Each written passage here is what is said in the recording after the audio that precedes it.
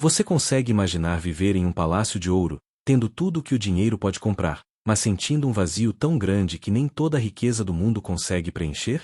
Hoje vou compartilhar com você um testemunho extraordinário, uma história que atravessa culturas, religiões e continentes.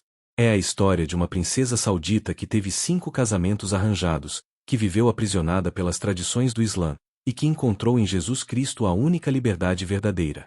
Este é um testemunho poderoso de transformação, coragem e fé que vai desafiar tudo o que você pensa sobre religião, cultura e o poder do Evangelho.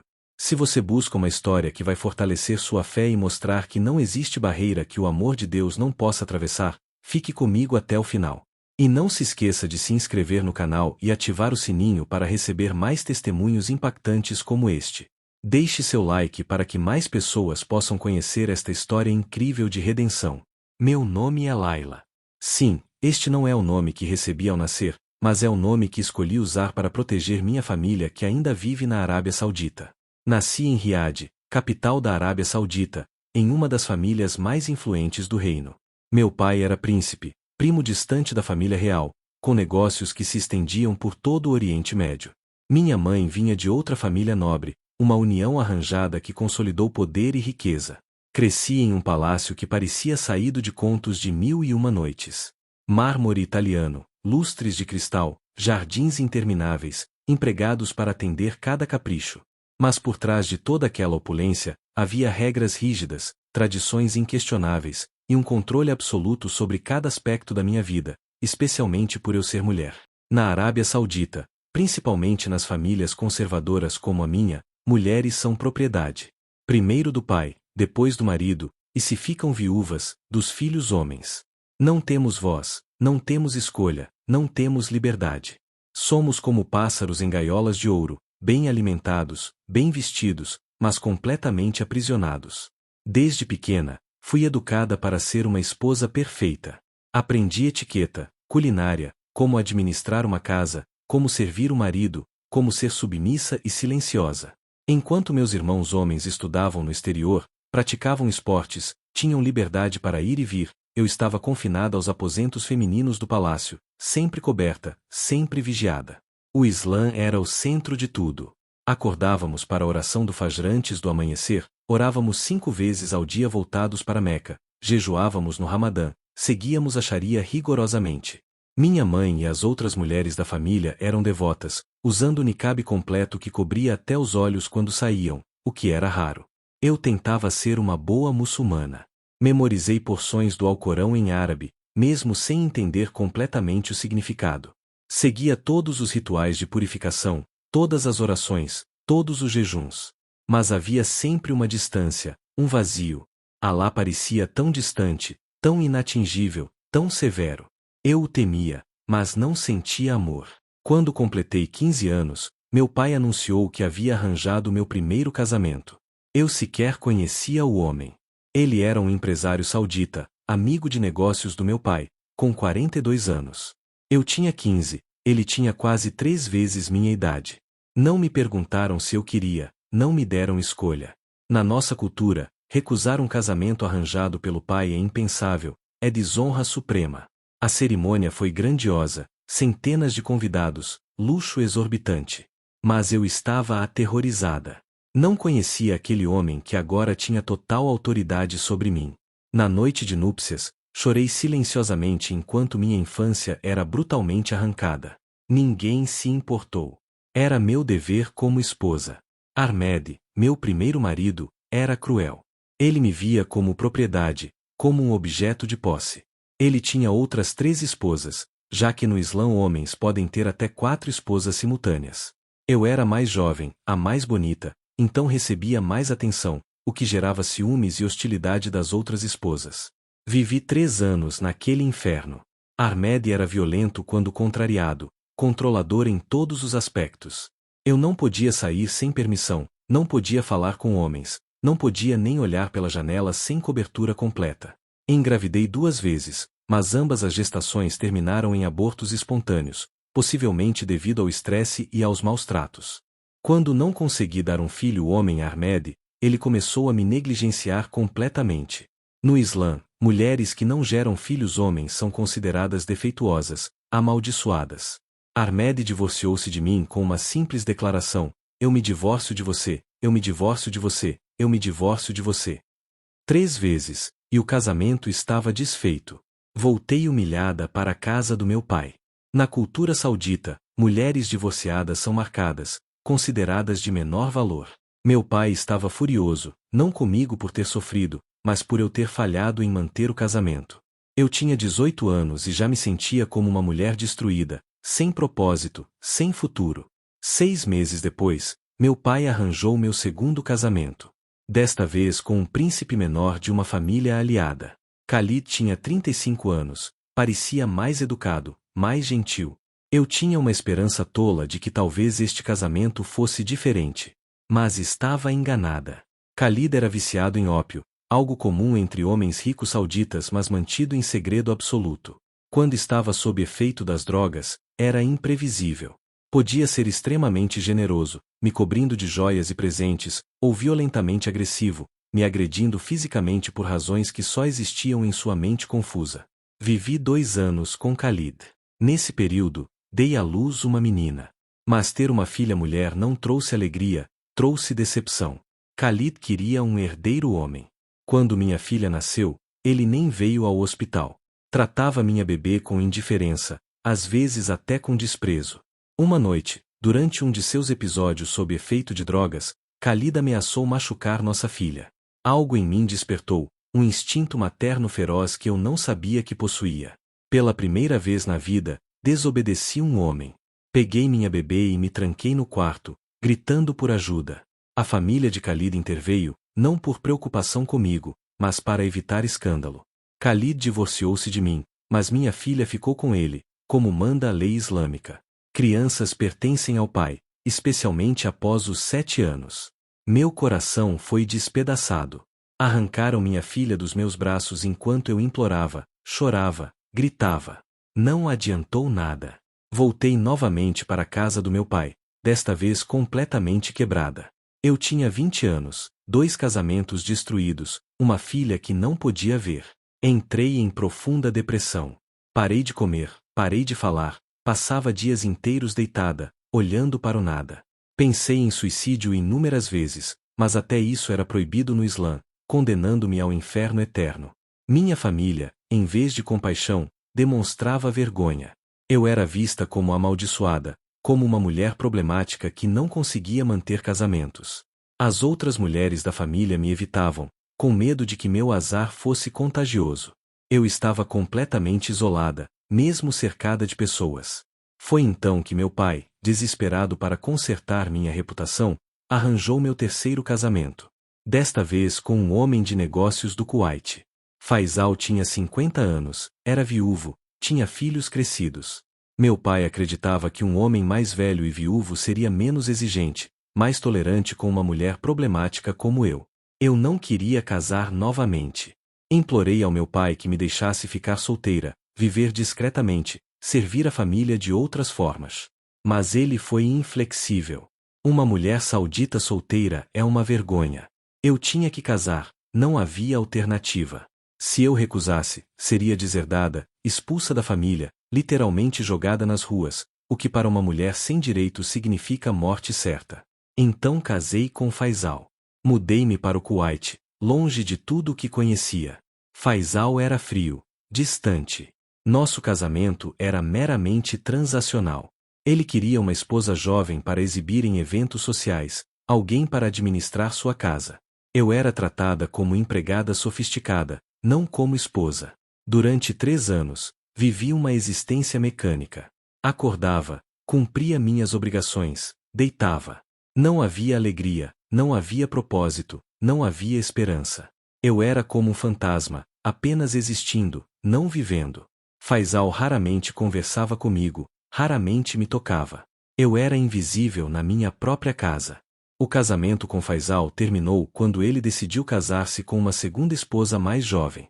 Ele não se divorciou de mim, simplesmente trouxe outra mulher para casa. No Islã, isso é perfeitamente legal e aceitável. Eu deveria aceitar, dividir meu marido, minha casa, minha vida. Mas algo dentro de mim finalmente se rebelou.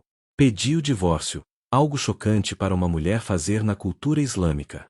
Faisal, surpreso mas indiferente, concordou. Eu tinha 26 anos, 3 casamentos fracassados, nenhum filho comigo, nenhuma perspectiva de futuro. Voltei mais uma vez para Riad, para a casa do meu pai, agora vista como uma completa vergonha para a família. Meu pai estava furioso. Ele me culpava por todos os fracassos. Dizia que eu estava amaldiçoada, que havia algo errado comigo, que eu envergonhava o nome da família. As repreensões eram constantes, cruéis, devastadoras. Eu comecei a acreditar que realmente havia algo fundamentalmente errado comigo. Foi nesse período de desespero total que meu pai, em uma última tentativa de consertar a situação, arranjou meu quarto casamento. Desta vez com um homem de negócios egípcio, Omar, que vivia entre Dubai e Cairo. Omar tinha 40 anos, nunca havia se casado, o que já era suspeito em nossa cultura. Descobri rapidamente por que Omar nunca havia se casado. Ele tinha tendências violentas severas. Nosso casamento foi um pesadelo desde o primeiro dia. Omar me agredia fisicamente por qualquer razão mínima, comida não do jeito que ele gostava, roupas não adequadamente arrumadas, olhar que ele interpretava como desrespeitoso. Vivi com Omar apenas 8 meses, os piores da minha vida. Ele me quebrou costelas, deslocou meu ombro, deixou meu rosto tão machucado que não podia sair de casa por semanas. Eu estava literalmente sendo espancada até a morte. Mas não podia simplesmente sair. No Islã, na nossa cultura, mulheres não deixam maridos, não importa o quão ruins sejam. Foi a família de Omar que finalmente interveio, não por compaixão a mim, mas porque eu estava se tornando um problema visível. Vizinhos começaram a notar, e isso trazia vergonha. Omar divorciou-se de mim, e eu fui enviada de volta a Riad, desta vez praticamente como uma fugitiva, escondida, uma vergonha tão grande que minha família me isolou completamente. Aos 27 anos, eu estava fisicamente quebrada, emocionalmente destruída, espiritualmente vazia. 4 casamentos, todos horríveis, nenhum propósito, nenhuma esperança. Eu orava a Alá constantemente, implorando por misericórdia, por alívio, por entendimento. Por que estava sofrendo tanto? O que havia feito para merecer isso? Mas só havia silêncio. O Islã me dizia que meu sofrimento era a vontade de Alá, que eu deveria aceitar com paciência, que seria recompensada no paraíso se fosse submissa. Mas que tipo de Deus permite tal sofrimento? Que tipo de Deus ordena que mulheres sejam tratadas como propriedade? Que tipo de Deus fica silencioso diante de tanto clamor? Essas perguntas eram blasfêmia. Questionar Alá, questionar o Islã, questionar o Alcorão, tudo isso é apostasia, punível com morte na Arábia Saudita. Mas eu não conseguia parar de questionar. O vazio dentro de mim havia se tornado um abismo que ameaçava me engolir completamente. Meu pai, incrivelmente, ainda não havia desistido de me casar. Ele encontrou um último candidato, um homem de negócios paquistanês, Rashid, que vivia em Londres mas tinha negócios no Golfo. Rashid tinha 53 anos, havia sido casado 3 vezes antes, tinha filhos espalhados pelo mundo. Meu 5º casamento foi arranjado rapidamente, quase com desespero. Meu pai queria me tirar de Riad, me esconder em outro país onde minha má reputação não manchasse a família. Londres era perfeita, distante, ocidental o suficiente para ter mais privacidade, mas com uma grande comunidade muçulmana para manter as aparências. Casei-me com Rashid e me mudei para Londres. Foi a primeira vez que saí do mundo árabe, a primeira vez que vi mulheres andando livremente nas ruas sem cobertura completa, dirigindo carros, trabalhando, rindo alto. Era um choque cultural imenso. Parte de mim ficava escandalizada com tanta imodéstia, mas outra parte, uma parte que eu tentava suprimir, sentia uma inveja profunda daquela liberdade. Rashid era negligente e indiferente. Ele passava semanas viajando, me deixando sozinha no apartamento em Londres. Quando estava em casa, mal conversava comigo. Eu era como uma mobília cara que ele havia adquirido, exibida quando necessário, ignorada o resto do tempo. Nosso casamento era vazio, sem conexão, sem propósito. Mas Londres me deu algo que nunca tive antes, solidão sem vigilância constante. Rashid não se importava o que eu fazia quando ele não estava. Não havia sogras, cunhadas, empregados reportando cada movimento meu. Pela primeira vez na vida, aos 28 anos, eu tinha um vislumbre de liberdade. Comecei a sair do apartamento sozinha, algo impensável na Arábia Saudita. No início, estava aterrorizada, esperando punição divina a qualquer momento. Mas nada acontecia. Comecei a visitar parques, bibliotecas, museus. Eu ainda usava hijab e roupas modestas, mas podia caminhar livremente, observar, absorver aquele mundo novo. Foi em uma biblioteca pública que minha vida mudou para sempre. Eu estava navegando pelas estantes quando encontrei uma Bíblia em árabe. Minha primeira reação foi de choque. Como alguém ousava ter um livro sagrado corrompido dos cristãos? No Islã, somos ensinados que a Bíblia foi adulterada, que apenas o Alcorão é verdadeiro. Mas algo me compeliu a pegar aquela Bíblia. Olhei ao redor com medo, como se alguém fosse me pegar cometendo um crime. Escondi o livro sob minha baia e levei para casa. Durante semanas, aquela Bíblia ficou escondida no fundo do meu armário. Eu tinha medo até de tocá-la, com medo de que fosse pecado mortal. Mas a curiosidade era forte demais. Uma noite, quando Rashid estava viajando, tirei a Bíblia do esconderijo e comecei a ler. Comecei pelo Evangelho de João, não sei porquê, apenas abri naquela página. As primeiras palavras que li foram: no princípio era o Verbo, e o Verbo estava com Deus, e o Verbo era Deus. Fiquei confusa. No Islã, Isa, Jesus, é apenas um profeta, não Deus. Mas aqui estava dizendo que Jesus era Deus mesmo? Continuei lendo, fascinada, chocada, confusa. Li sobre Jesus curando enfermos, ressuscitando mortos, perdoando pecados. Mas o que mais me impactou foi como Jesus tratava mulheres. Jesus conversava com mulheres publicamente, algo escandaloso naquela cultura. Ele defendeu a mulher adúltera que seria apedrejada. Ele apareceu primeiro para mulheres após sua ressurreição. Ele valorizava mulheres, as via como pessoas dignas, não como propriedade. Isso era completamente oposto a tudo que eu havia experimentado no Islã. Li sobre a mulher samaritana no poço, que havia tido 5 maridos. Meu coração parou. Eu tinha tido 5 maridos. Era como se Jesus estivesse falando diretamente comigo através daquelas páginas antigas.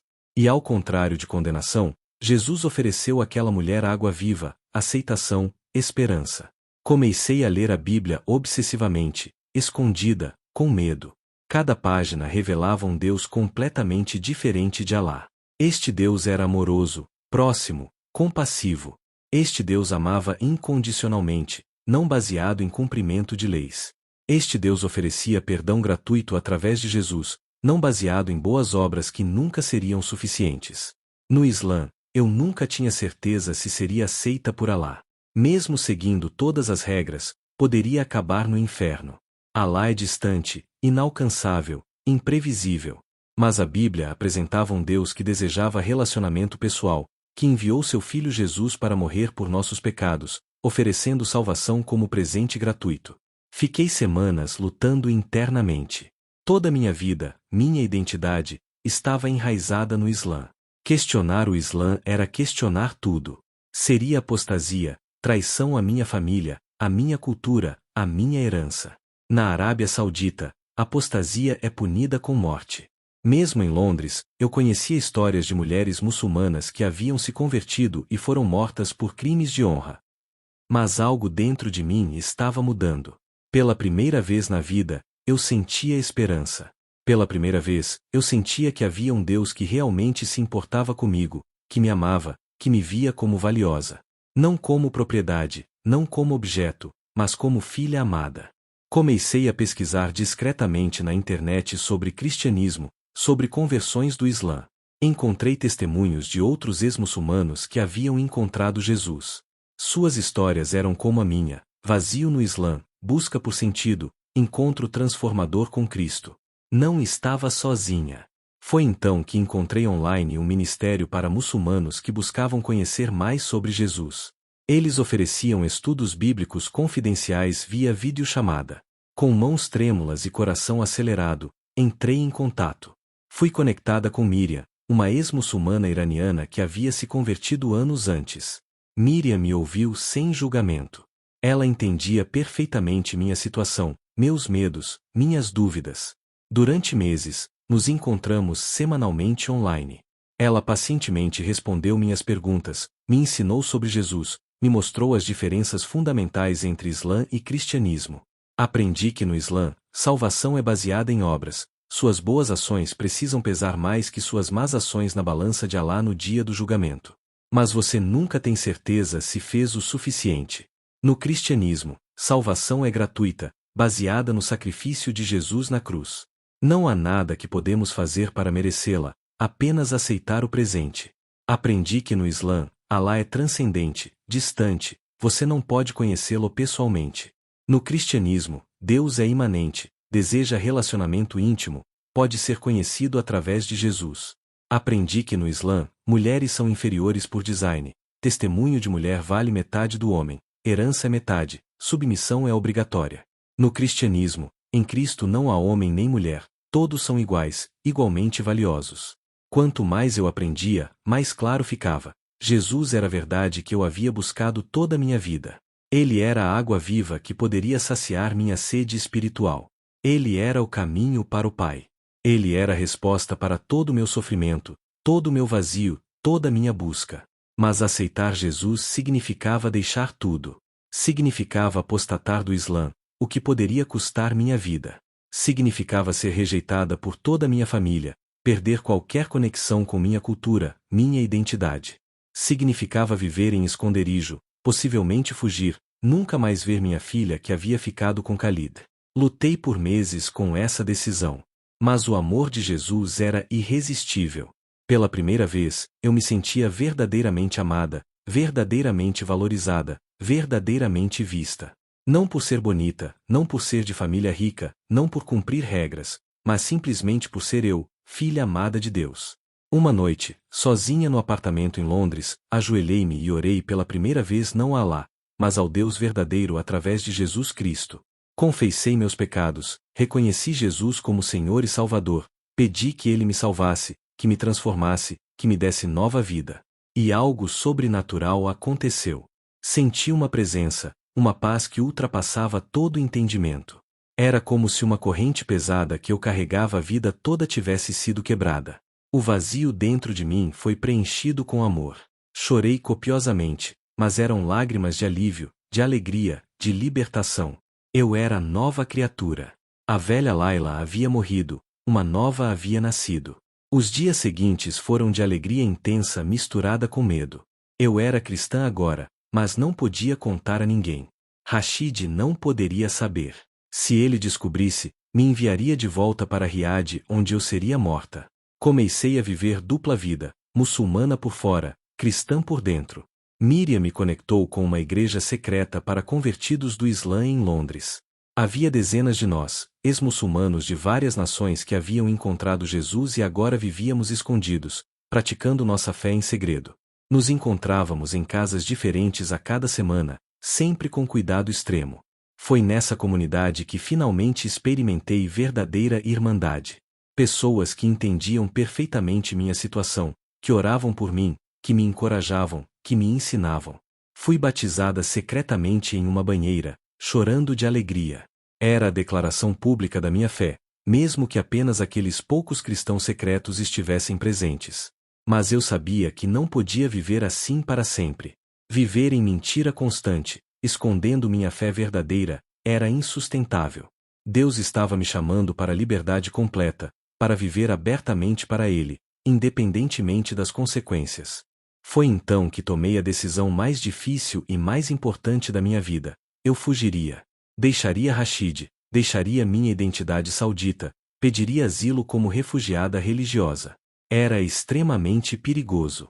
Eu tinha ouvido histórias de mulheres sauditas que tentaram fugir e foram capturadas, forçadas a voltar, e então mortas por desonra familiar.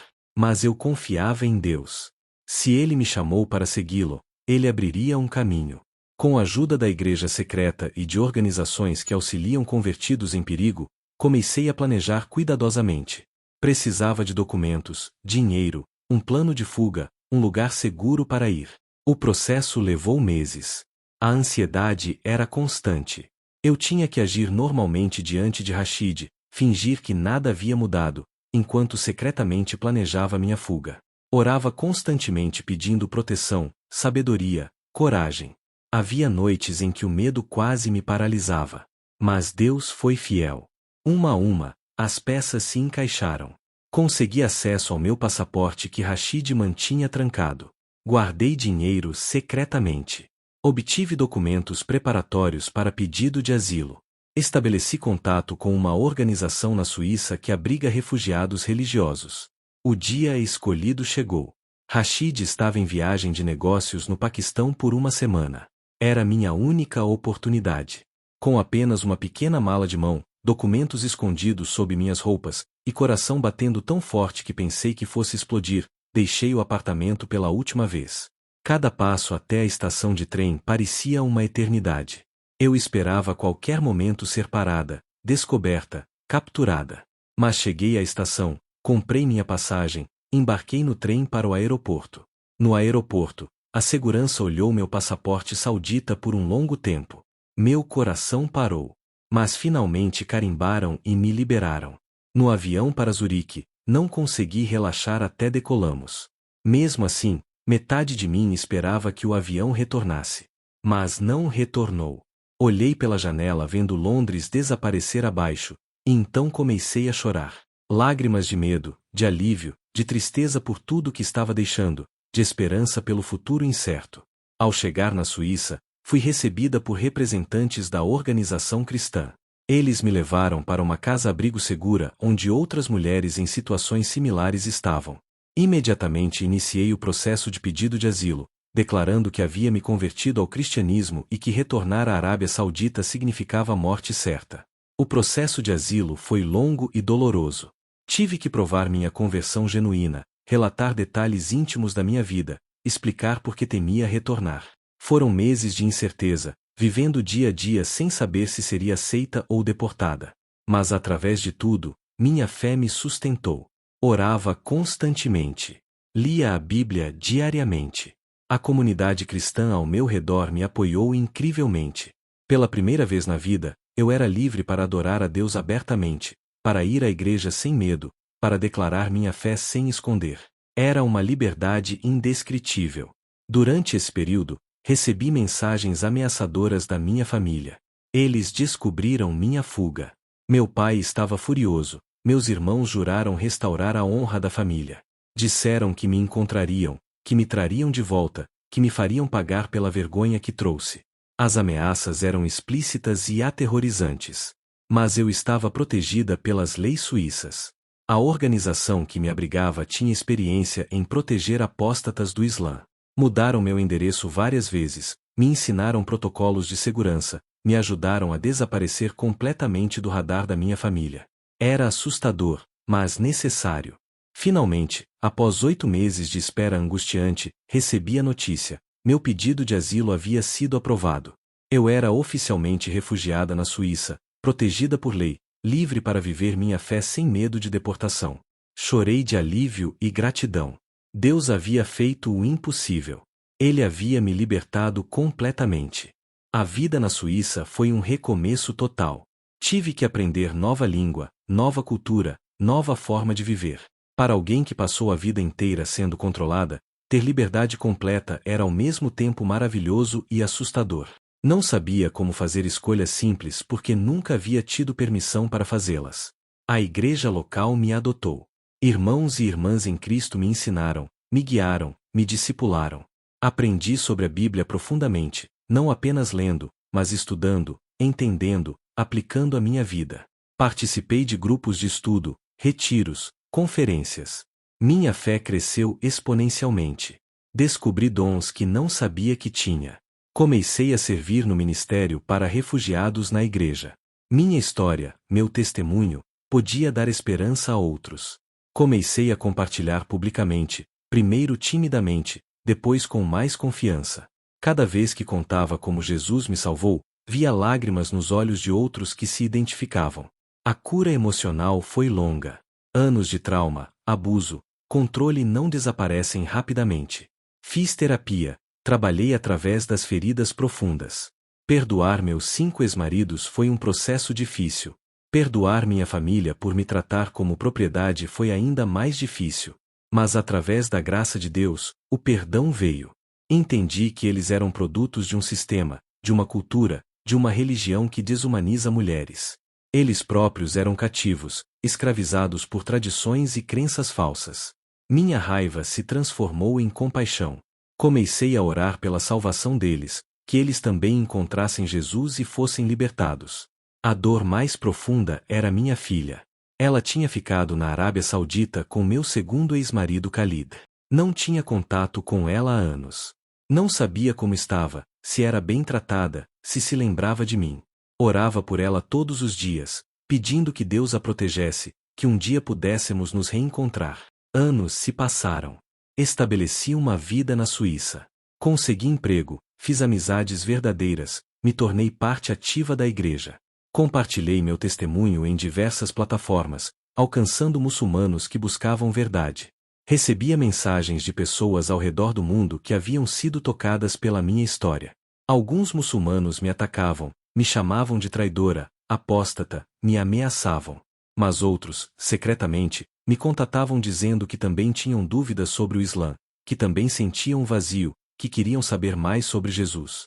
Pude guiar vários ao Senhor, vendo suas vidas transformadas assim como a minha foi. Hoje, 10 anos após minha conversão, sou uma mulher completamente transformada. A Laila que cresceu em palácios sauditas, que sofreu através de 5 casamentos destruídos, que viveu aprisionada física e espiritualmente, essa Laila morreu. Nasci de novo em Cristo, nova criatura, livre, redimida, com propósito. Não tenho mais riquezas materiais. Vivo modestamente, trabalho para me sustentar, não há mais palácios ou empregados. Mas tenho riquezas infinitamente maiores. Tenho paz. Tenho alegria verdadeira. Tenho liberdade. Tenho relacionamento pessoal com o Deus vivo. Tenho esperança eterna. Tenho propósito. O Islã me ofereceu submissão sem amor, regras sem relacionamento, temor sem segurança, promessas sem certeza. Jesus me ofereceu amor incondicional, relacionamento íntimo com Deus, liberdade genuína, certeza absoluta de salvação. A diferença não poderia ser maior. Para você que está me ouvindo, talvez muçulmano, talvez de outra religião, ou talvez sem religião alguma, eu quero que você saiba, Jesus é real. Ele não é apenas mais um profeta, ele é Deus encarnado. Ele morreu na cruz para pagar por seus pecados, ressuscitou ao terceiro dia vencendo a morte, e oferece vida eterna como presente gratuito. Não é sobre seguir mais regras, cumprir mais rituais, fazer mais boas obras. É sobre relacionamento. É sobre reconhecer que você é pecador, que não pode salvar a si mesmo, e aceitar o sacrifício de Jesus como pagamento pelos seus pecados. É simples, mas profundo. É gratuito, mas custou tudo para Jesus. Se você é muçulmano ouvindo este testemunho, eu entendo seu medo. Questionar o Islã parece questionar tudo: identidade, família, cultura. Apostar do Islã tem consequências gravíssimas. Mas eu te pergunto, vale a pena viver uma vida inteira em uma mentira por medo das consequências de abraçar a verdade? Jesus disse: Eu sou o caminho, a verdade e a vida. Ninguém vem ao Pai senão por mim. Esta é uma afirmação exclusiva. Ou Jesus estava mentindo, ou estava louco, ou está dizendo a verdade. Investigue honestamente. Compare o Alcorão com a Bíblia. Compare Maomé com Jesus. Compare Alá com o Deus Pai revelado em Cristo. No Alcorão, não há garantia de salvação. Mesmo Maomé não sabia se seria salvo. No Evangelho, Jesus promete: quem crê em mim tem a vida eterna. Certeza absoluta. No Islã, Alá não ama pecadores. Na Bíblia, Deus amou o mundo de tal maneira que deu seu Filho unigênito, para que todo aquele que nele crê não pereça, mas tenha a vida eterna. No Islã, mulheres são inerentemente inferiores, testemunhos valem metade, herança é metade, podem ser espancadas. Em Cristo, não há judeu nem grego, escravo nem livre, homem nem mulher, pois todos são um em Cristo Jesus. Igualdade completa, dignidade plena. Maomé foi um homem de guerra que espalhou o Islã pela espada, casou-se com uma menina de 6 anos, teve múltiplas esposas, ordenou assassinatos. Jesus nunca pecou, nunca matou, nunca foi violento, elevou mulheres, amou inimigos, e voluntariamente deu sua vida para salvar outros. A diferença de caráter é gritante. Eu não compartilho isso para ofender, mas para apresentar verdade. Durante anos, eu mesma defendi o Islã porque era tudo o que conhecia. Mas quando honestamente comparei, não havia competição. Jesus é incomparavelmente superior em cada aspecto: caráter, ensinamentos, promessas, sacrifício. Se você tem dúvidas, busque. Jesus disse: peçam, e será dado, busquem, e encontrarão, batam, e a porta será aberta. Deus não tem medo das suas perguntas. Ele não se sente ameaçado pelas suas dúvidas. Busque honestamente e ele se revelará a você, como se revelou a mim. Há ministérios online confidenciais para muçulmanos que querem aprender sobre Jesus. Há Bíblias disponíveis em árabe, urdu, farsi, bahasa, cada língua muçulmana principal. Deus está alcançando o mundo islâmico de formas sobrenaturais, através de sonhos, visões, testemunhos como o meu. Sei que alguns de vocês estão pensando, mas o que acontecerá com minha família? Meus amigos? Minha comunidade? Não vou mentir. Seguir Jesus custa tudo. Jesus mesmo disse: se alguém vem a mim e não odeia seu pai, mãe, mulher, filhos, irmãos, irmãs e até sua própria vida, não pode ser meu discípulo. Parece duro, mas o que Jesus está dizendo é que ele deve ser prioridade absoluta, acima de todos os relacionamentos. Pode significar rejeição familiar. Pode significar perseguição. Para alguns, pode significar martírio. Mas Jesus também promete: todo aquele que tiver deixado casas, irmãos, irmãs, pai, mãe, filhos ou campos por minha causa receberá 100 vezes mais e herdará a vida eterna. Eu perdi minha família biológica, mas ganhei uma família espiritual ao redor do mundo. Perdi riquezas terrenas, mas ganhei riquezas eternas. Perdi status social, mas ganhei identidade como filha do Rei dos Reis. A troca valeu infinitamente a pena. E há esperança mesmo para familiares. Minha mãe, 2 anos atrás, secretamente me contatou. Ela tinha visto meu testemunho online. Estava chocada, mas também curiosa. Começamos a conversar cautelosamente. Compartilhei Jesus com ela. Depois de 1 ano de conversas, orações, estudos bíblicos secretos, minha mãe aceitou Jesus. Ela ainda vive na Arábia Saudita, ainda aparentemente muçulmana, mas em seu coração, ela conhece a verdade. Ela é cristã secreta, parte da igreja invisível no mundo islâmico. Oramos que um dia ela também possa viver sua fé abertamente, mas por enquanto, celebramos que ela conhece Jesus e tem vida eterna. Isso me deu esperança renovada. Se Deus pode salvar minha mãe, Ele pode salvar qualquer um. Oro pelos meus irmãos, pelo meu pai, pelos meus ex-maridos, pela minha filha. Oro para que todos eles encontrem Jesus. Deus pode fazer o impossível. Falando em minha filha, houve um milagre recente. Agora com 18 anos, ela me procurou através das redes sociais. Khalida havia falecido, e ela estava livre para me contatar. Tivemos nossa primeira videochamada depois de 15 anos. Chorei incontrolavelmente vendo-a, agora uma jovem mulher.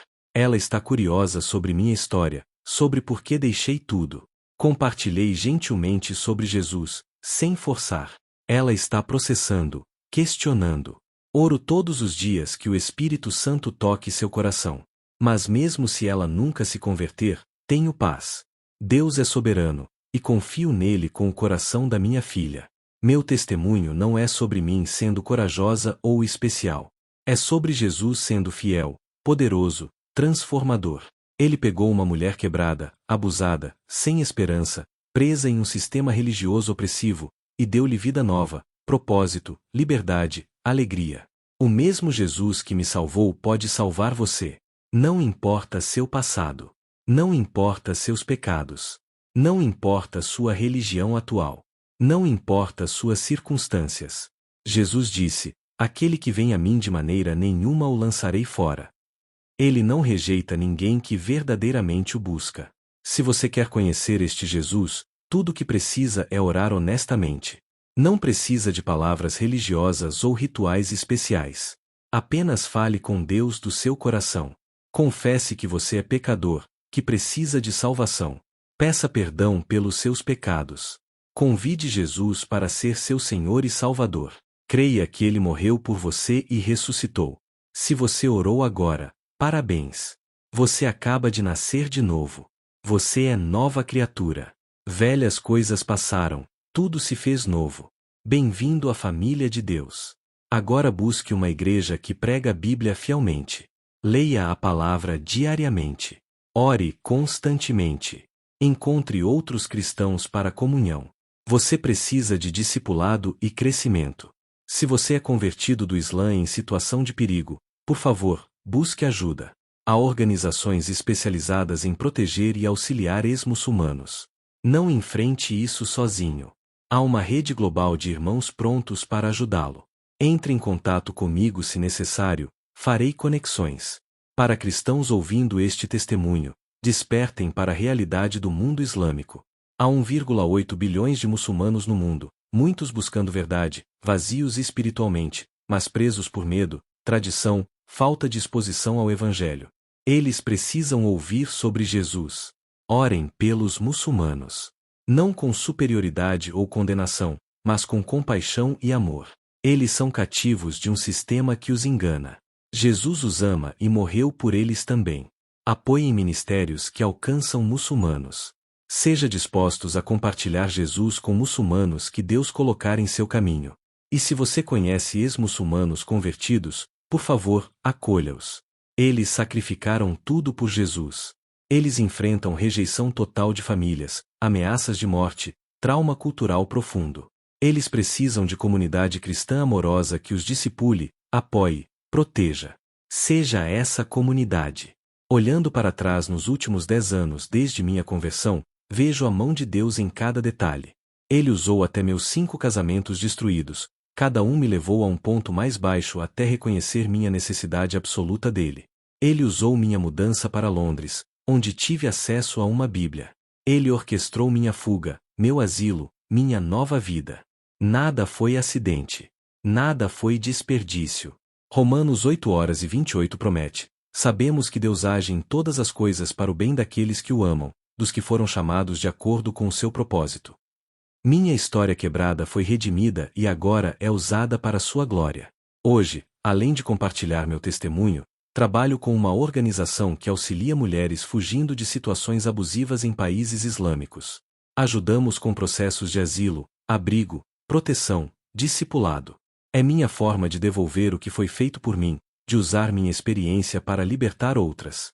Cada mulher que ajudamos, cada vida transformada, cada pessoa salva do Islã para Jesus, tudo isso dá significado ao meu sofrimento. Deus desperdiça nada.